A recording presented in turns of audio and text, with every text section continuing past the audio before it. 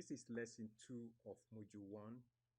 At the completion of lesson 2, which is titled Influence and Organizational Politics, you will be able to recognize actions that use politics to influence others in a positive way.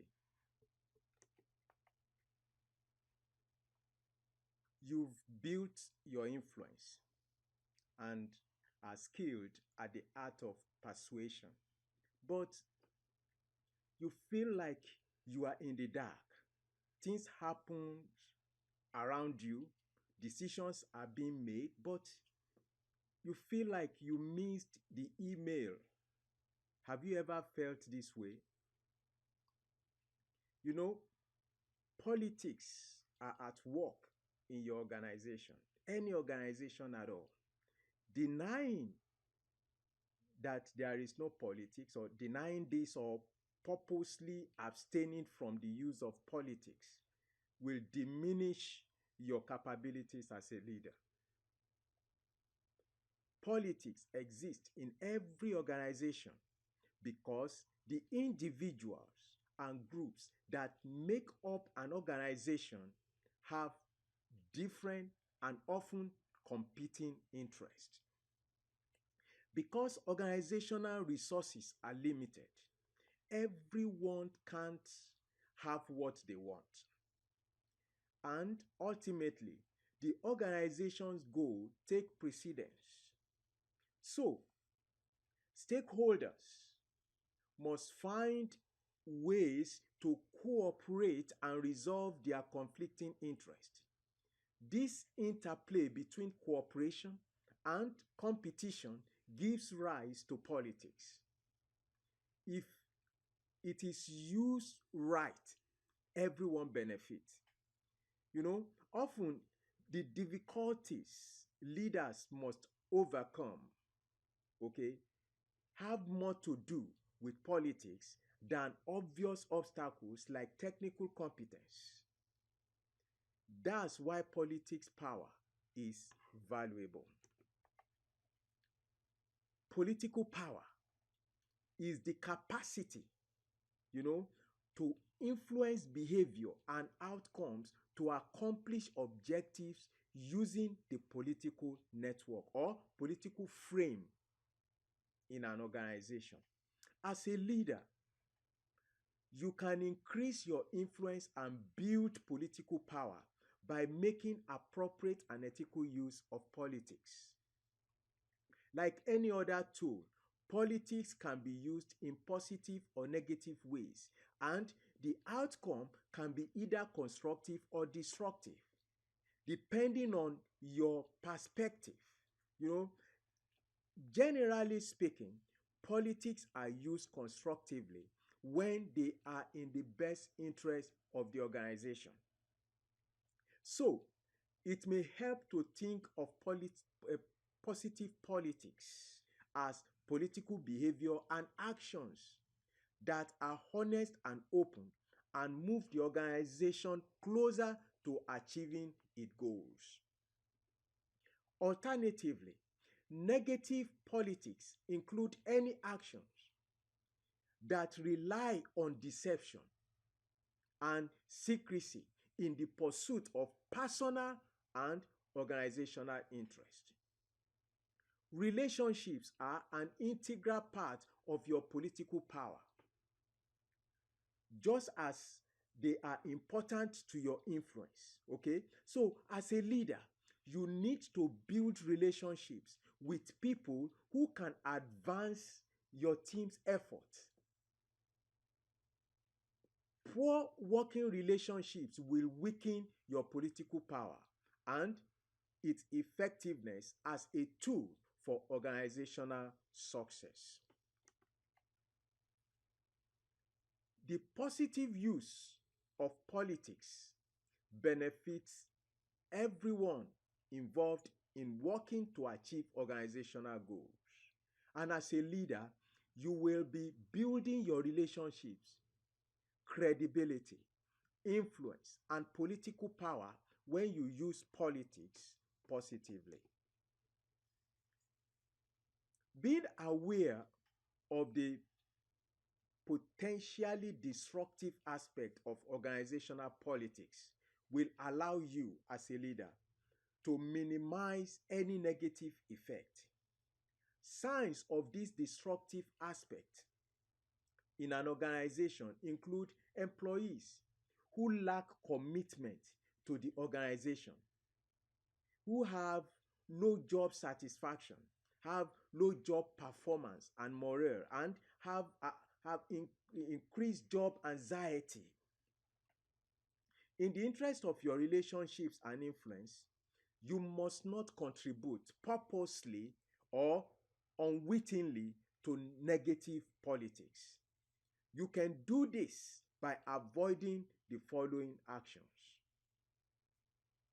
using politics to further the goals of one set of stakeholders at the expense of another. Ultimately, using politics to further the goals of one set of stakeholders at the expense of another means you are compromising the best interests of your organization. Suppose a division manager needs to reduce time to market.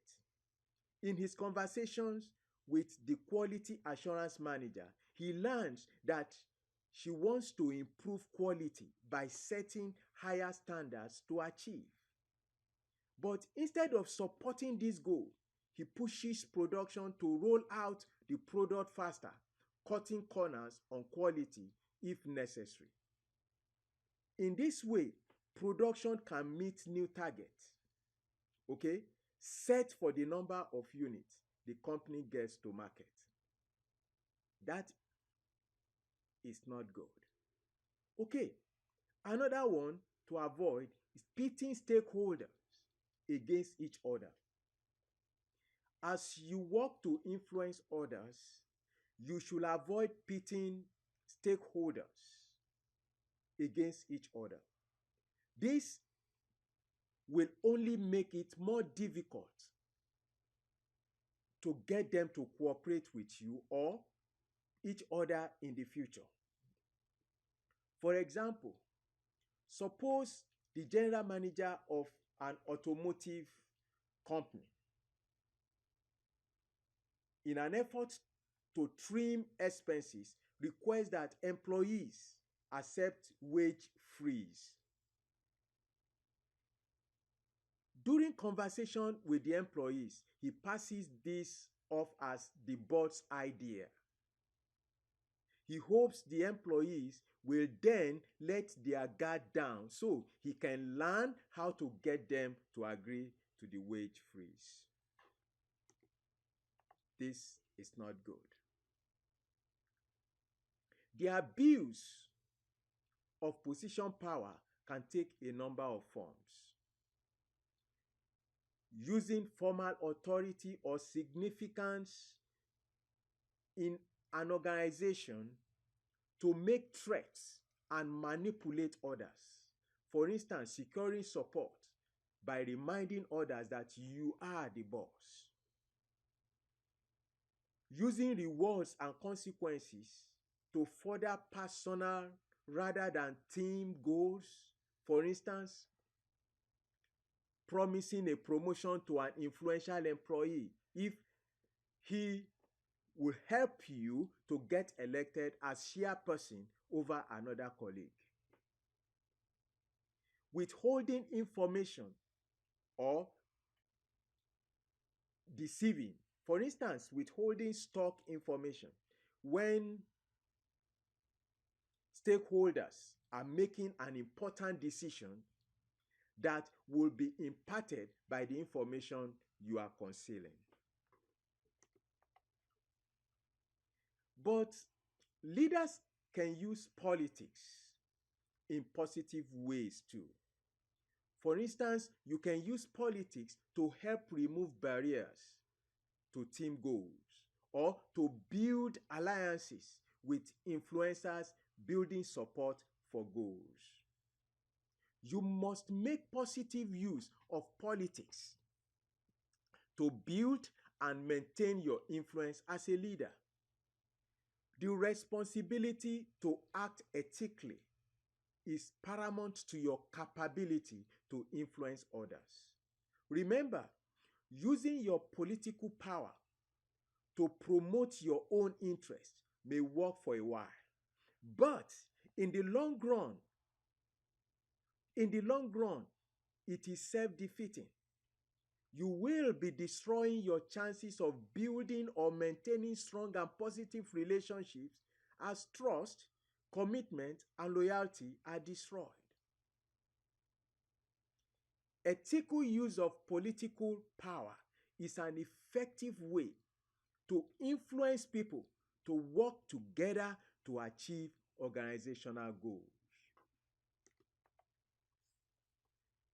Before you can make appropriate use of politics, you need to take some time and study two important factors of the political realm: your organizational or your organization's frame, political frame, your organization's political frame, and yourself. First, you need to you need accurate and comprehensive knowledge of your organization's political frame. Very important. Second, you need to know yourself. How are you going to react to politics and use politics as a leader? How will you react? What are your personal feelings and attitudes? How will you be able to contribute?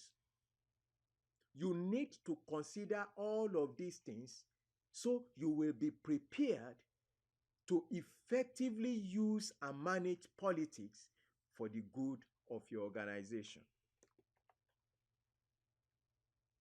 How does a leader actually cultivate positive politics in an organization? Leaders commonly apply two strategies to help them use political power appropriately for the good of the organization and in positive ways. The first is to create strong relationships. Strong relationships. And the second is to promote unifying goals and objectives. To successfully influence others, you will need to create strong relationships. As a leader, you must build personal one-on-one relationships with co-workers and colleagues, whether they are fellow leaders, decision makers, or any other member of the work community. Keeping two concepts in mind will help you build and maintain strong relationships: respect and reciprocity. Respect and reciprocity. Everyone wants respect, but to get it, you have to give it. And that leads to reciprocity. In relationships, business or otherwise, you often get out what you put in. So if you treat people with respect and are supportive of them, you are likely to get the same treatment back. Applying two techniques will help you create strong relationships when you are seeking support or trying to influence others. One is understand the other person's point of view. Consistently making a conscious and honest effort to understand the other person's point of view will help you create a strong relationship. Do this by asking questions to ensure you properly understand. And listen without interrupting to the answers given. Also, it is imperative that you acknowledge the other person's point of view, even if you don't agree. Make the support mutual. Okay, that's the second one. Make the support mutual. Make it mutual. Remember, strong relationships are reciprocal. So, what the support? So, make the support mutual. It helps others achieve their goals by offering your assistance, expertise, or advice. Do this whenever you can, not just when you want something. Okay? Not just when you want something. Your colleagues will appreciate and remember your support, and they will be more likely to support you when you need help.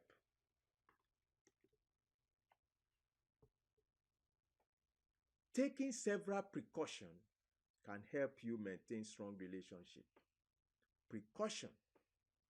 Don't get too personal in your one-on-one relationship and introduce an element of overfamiliarity. For instance, crossing the line from business colleagues to personal friends can degrade your influence. Another tactic that can quickly diminish your influence and political power is using manipulation to gain support. You may be able to force support once, but you may never get willing support again. This will ultimately make your job tougher and damage your reputation. For instance, persuading someone to help you by reminding them of support you have given them in the past is an unacceptable form of manipulation. Finally, never foster team spirit based on animosity towards other stakeholders. For instance, avoid creating an us versus them atmosphere because it breeds negative politics. The second strategy to help you use your political power appropriately and in positive ways is to promote unifying goals and objectives.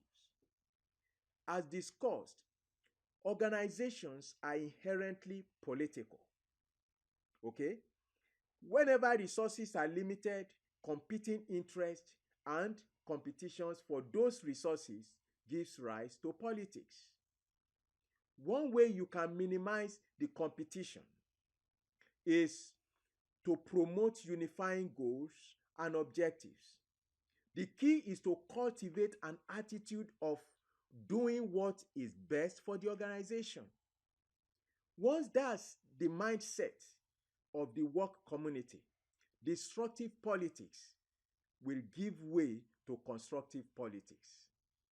And you will ultimately be able to achieve more in the best interest of the organization.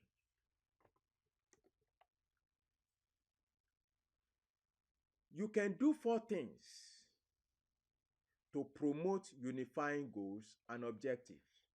1. Choose a neutral goal. 2. Put shared metrics in place. 3. Promote shared standards and objectives. 4. Build a bandwagon.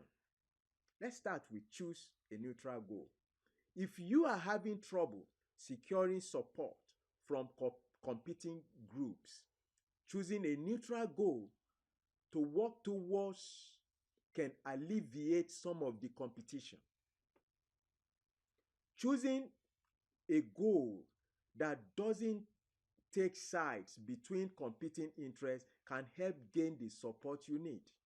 For example, if one group wants to decrease spending, but another team wants to bring in a consultant to improve performance, you have competing goals here. Finding a mutual long-term goal will improve efficiency, may satisfy both groups, and unite them with a common goal. That is the way to go. The second one is put shared metrics in place. Putting shared metrics in place helps give divergent teams, groups, and individuals a common interest. Shared metrics also provide a way for teams to gain information on how they are progressing toward goals. Working to achieve metrics that are the same for everyone will reduce competition and negative politics. When developing shared metrics, okay, ensure everyone with a stake in the metrics will be able to assess whether they are being achieved. You'll be able to assess whether they have been, they are being achieved. The third one is promote shared standards and objectives. Promoting shared standards and objectives has a unifying effect and therefore reduces competition. Formulating objectives all parties can agree on and standards everyone will be held to equitably will reduce competition and negative politics. Build a bandwagon. Building a bandwagon refers to the practice of pointing out how others are doing what you are asking for. When building a bandwagon, leaders hint at what they want, allowing those they are attempting to influence to come to the decision to do the same thing on their own. These tactics give power to decide to the person or group being influenced. As a leader, you can give them praises for the good decision. For example, Jeff is a leader trying to get commitment for a goal to improve a product. But marketing and research and development don't agree on the proposed methods of achieving that improvement. Each group thinks it should receive the investment funds to improve the product, and Jeff recognizes this as competition for resources. While both sides have a point, Jeff finds neutral ground to rally the two groups around the customer. Jeff hints that the customer support team has been measuring its success by customer satisfaction scores and is doing well. After some deliberation, both groups arrive at the idea that increasing customer satisfaction scores by 15% would be a good shared objective. Using this neutral objective will improve focus on customer needs in research and development, resulting in better product, and the marketing department will be the better able to target customers based on their interest. Good decision. In a nutshell, competing interests make politics a fact life in organizations. The competition for limited resources and the need to cooperate to achieve organizational goals introduces political behavior. Politics can be positive or negative, and as a leader, you must be careful to refrain from using politics in a negative way. Avoid using politics to further the goals of one set of stakeholders at the expense of another, pitting stakeholders against each other and abusing position power.